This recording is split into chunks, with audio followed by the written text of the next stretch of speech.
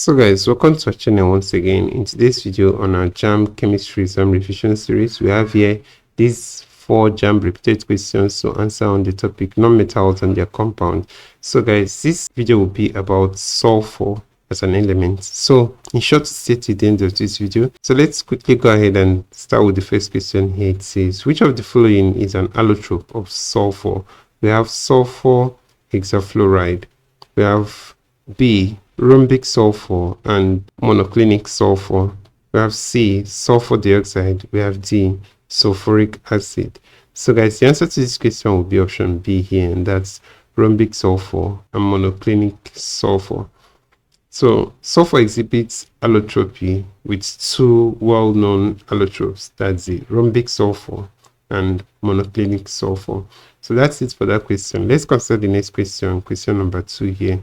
It says, extraction of sulfur from the Earth's crust is by the process A, kiln process, B, Frasch process, C, Solvay process, and D, contact process. So guys, the answer to this question is option B here, and that's the Frasch process. Sulfur is extracted from the Earth's crust using the Frasch process. So this process involves drilling a hole into the sulfur deposits. Then superheated water and compressed air are now pumped down the hole. So the sulfur melts and is now forced to the surface of the air pressure. And that's it, guys. So option B is the answer to this question. Let's consider the next question, guys. Question number 3 here. It says, what is the process used to extract sulfur from underground deposits? So guys, we've answered this question before. We have acid leaching, flotation, Frasch process, and electrolysis. So guys, the answer to this question is option C here. That's the Frasch process. So let's consider the next question and the last. That's question number 4 here. It says, an element used in the production of matches is A, sulfur, B, copper, C, nitrogen, D, aluminium. So guys, the answer to this question is option A here, and that's the sulfur. Sulfur is used in the production of matches.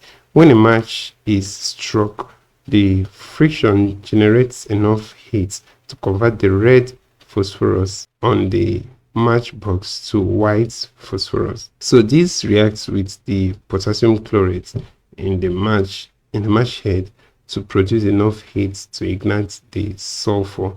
So this now sustains the flame long enough to ignite the wood of the matchstick. So guys, that's it. That's just the series of reaction occurring here. So this is where we'll end this video, guys, for today. If you enjoyed this lesson, please give it a thumbs up. Don't forget to subscribe to this channel if you're not a subscriber. If you have any specific question regarding this video, guys, you can drop your question on the comment section below and we'll ensure to give you a response. So guys, we also want to encourage you to join our YouTube channel community by hitting the join button below.